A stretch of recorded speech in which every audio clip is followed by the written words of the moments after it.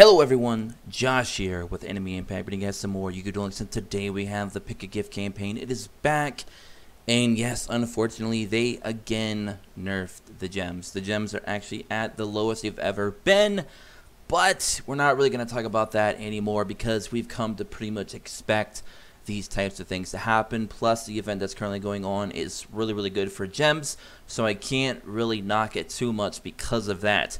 However, very good news comes from the Pick a Gift campaign, because like some of you know, if you've been following the channel for quite a while, you know there's a certain trap card that I've been very much fancying here on the channel, and I've even ran it in some decks. I've even did a deck showcase showing you how powerful and broken and just overpowered this card really is.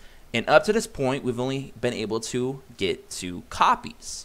One from the Prismatic SR ticket that you could grab when 5Ds dropped, plus the last Pick a Gift campaign also had it as well. I believe it was day 8 or day 9, somewhere around there. And on day 4 of this Pick a Gift campaign, we can get our 3rd and final copy that we need. As you guys can see here on day 4, it's either 50 gems or the Monarchs Awaken. I highly recommend, I cannot believe I'm saying this yet again, you'll very rarely hear me ever say this, but please pass up on the 50 gems and pick up your copy of Monarchs Awaken, especially if you have not received a copy of it yet, because this card is amazing. And if we ever get even better tributes in the future, cards that are similar to Monarchs, or maybe even, or better, for example, be it a double tribute or a single tribute monster, this card can do amazing things.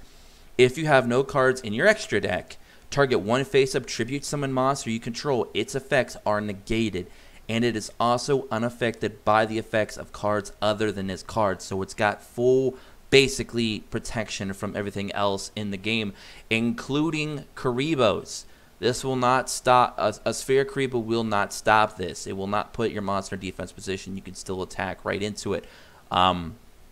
Very powerful card, very powerful. This card can play around Onslaught, Canadia, Treacherous Trap Hole, Walla D, Super Rush Headlong. Really, any kind of back row that you're really seeing right now, this card just says we don't care.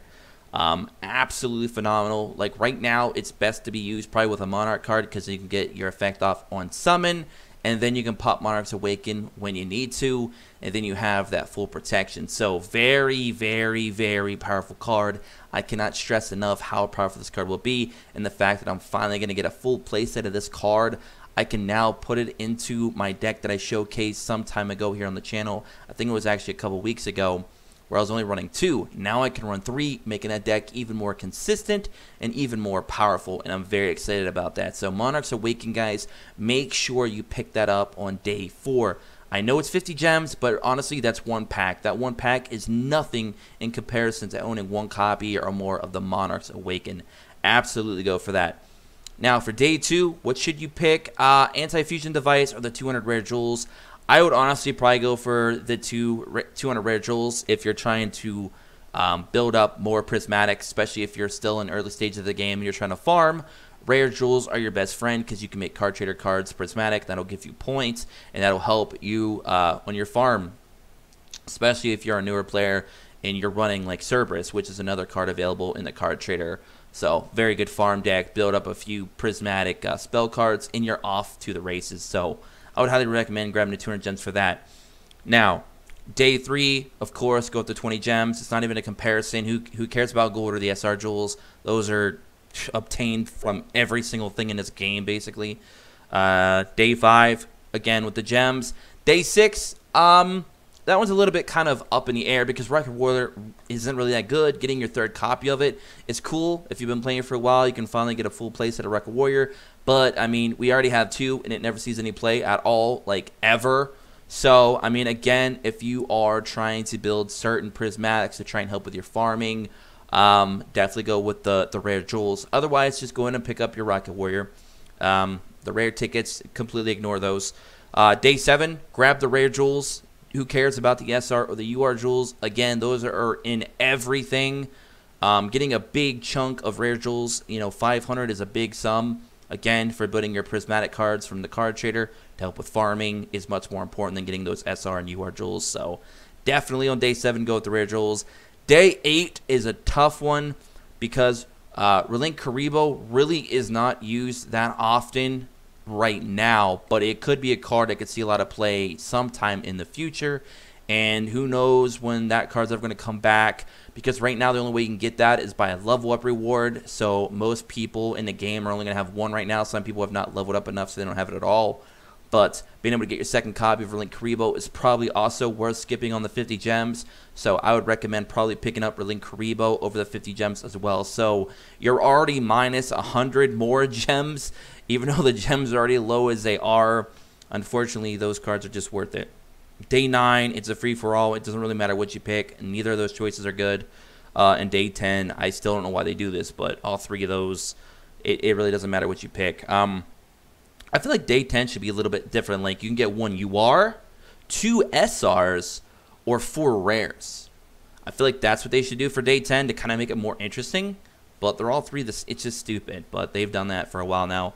And on Day 1, of course, which we've already had, most of you probably already collected what you wanted to collect, so it's kind of really pointless at this point. But yeah, definitely pick up your 50 gems. At least I hope you guys did.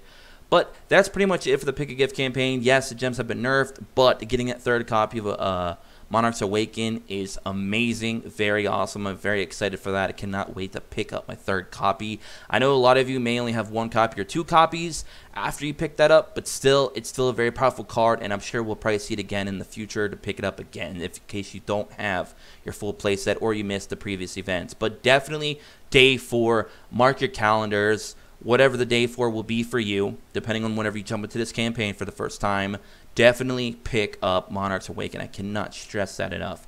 So anyways, I hope you guys all enjoyed today's video. Be sure to subscribe if you are new to become an Impact player today. Join us in the Discord in the description below as always. Drop a like if you did. Like goal for today's video is 50 likes. Let's go ahead and smash that. If we hit 100 likes, we will do 2 free-to-play videos next week.